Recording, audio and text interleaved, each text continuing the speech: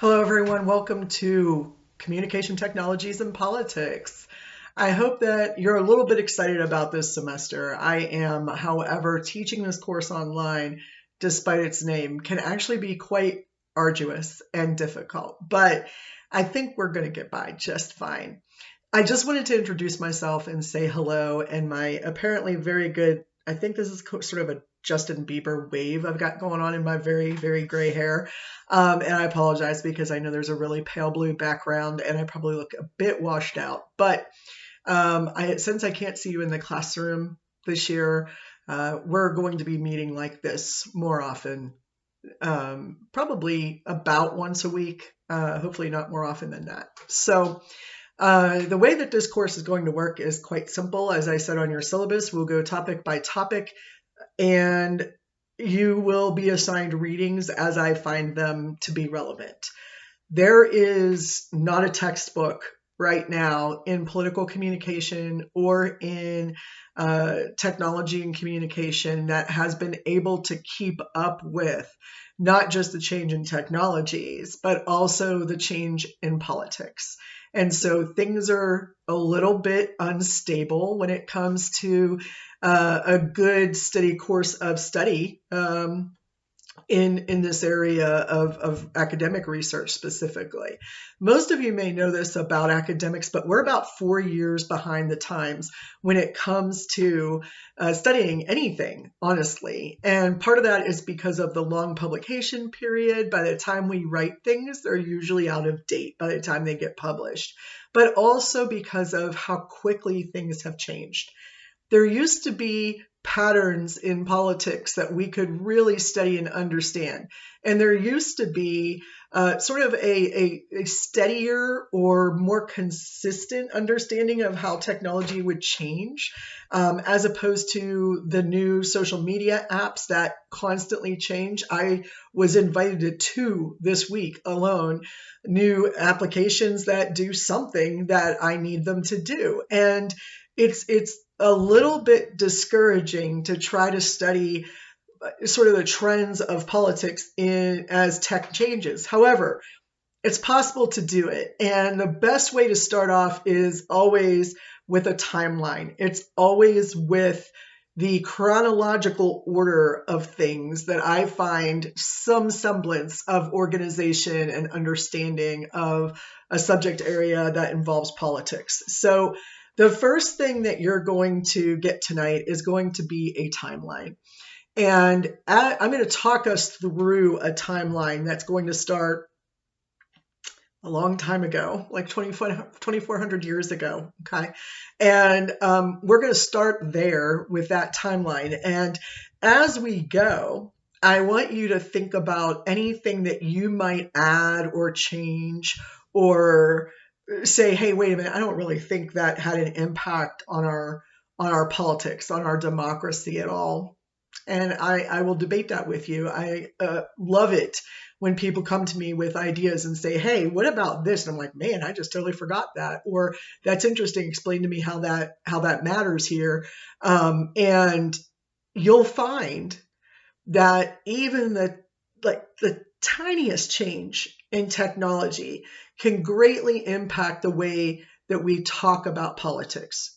And so that's what this course is intended to do, is to help us understand how these ever-changing technologies impact the political communication that occurs.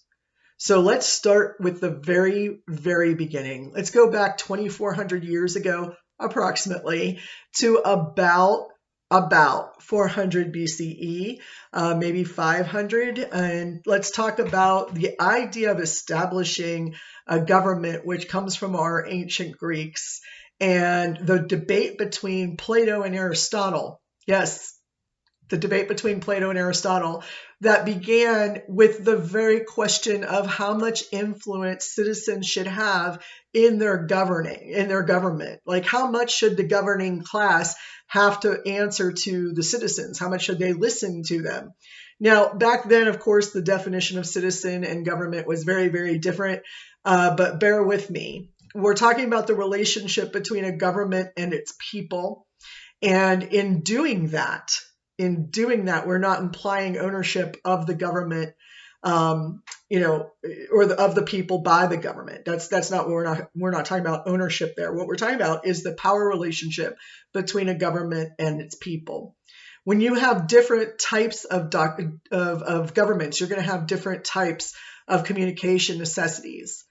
In almost all types of government that aren't democracies, you don't need to understand rhetoric, because in none of those systems, at least as of yet, do the people rule the government or dictate what the government is supposed to do. So in democracies, we say that the people are the rulers. They are the ones who make the decisions, that it's a representational democracy, representative democracy, of course. But did I say wow, I really can't get words out today. It's a representational democracy, I guess is the right word. It's a representative democracy. I feel like representational makes no sense, but you get the idea that we have elected people to represent us. Now, that is very different from the more direct democracy that was had back during the time of the ancient Greeks. However, it wasn't even that direct then. What do I mean by that? Well, in the democracy versus basically a philosopher king, which is what Plato wanted. He wanted a monarchy of some type where he was the ruler, I guess, because he said it should be a philosopher king who's ruling. And, no one was smarter than him. So he was the one who would have to do it. And I'm not really sure what would happen after he died. He never really laid out that plan very well. But, Aristotle obviously said, no, I don't think that's the best way to govern. I think the best way to govern is to have the people have the power to govern themselves, which, of course, at that point introduced the idea that the people would have to understand the rule of rhetoric in how government, essentially, as the first political scientist, Aristotle said that a rhetorician is a person who can explain the government to its people. And so think about that for a second, a person who can explain the government to the people. Now, that has changed drastically since Aristotle's time. The number of people who can report on the government and do explain the government is exponentially greater than it was back then. Back then, what did we have? Well, we had people who went to the Senate and they listened to these speakers. They listened to what the lawmakers and the rulers had to say. And then they would all travel back to their smaller regions of Greece, wherever they were, and they would re-deliver that speech. Now, it would not be word for word exactly the same. That is not what they did. It wasn't recitation. What it was a representation of the ideas, the concepts, the facts, the information that needed to be passed on to the people who were not in the Colosseum that day. I'm sorry, did I say Colosseum? Who were not in the court that day, who were not essentially in the city center. If you're not in the city center, then you are less likely to be able to make it there in order to listen to what the government and the higher ups had to say.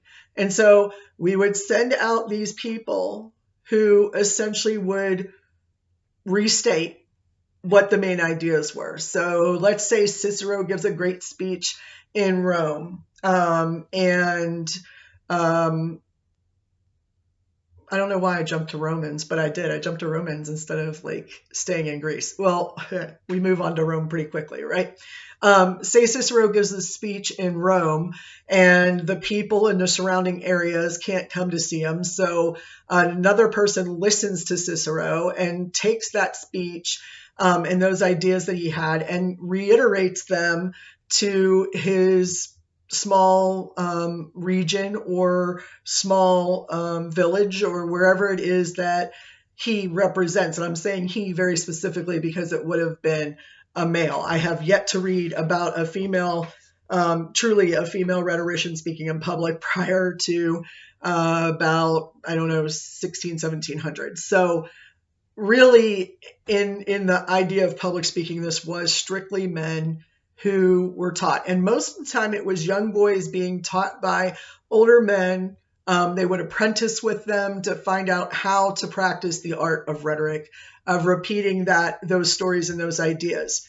When we ask people to give us a speech about something, we're looking for someone to gather all the information that they can get, put it together, and present it in a way that makes sense to the audience. That's what these rhetoricians were doing. Only they were using a single source who was announcing all the information that they needed in order to be able to go and deliver these speeches to the people. And it was their responsibility to make sure that all of the information got out and that it all got out accurately. And that's the way that we first see the spread of political information begin. And we don't see a major change in that until I would say the invention of paper and pen, papyrus and ink, but that wasn't it. Certainly writing down the laws of the land was important. We're talking about, like, I want to say Code of Hammurabi level here, and later, but I'm not positive on that, so don't quote me on that. But we really don't see a change until we have mass distribution, which happens with of course, the printing press and the invention of the printing press. And I've decided this is about a 15-minute video already, and it's going to take me a long while to get through each and every single change in communication technology. But we're going to do that. That's what we're going to talk about. I will continue that here in another video, which will probably be produced tomorrow. The fact of the matter is that things are moving really, really slow with the snow that's coming. I put that in air quotes because being from Pennsylvania, this is kind of, it makes me laugh when people talk about snowstorms around here.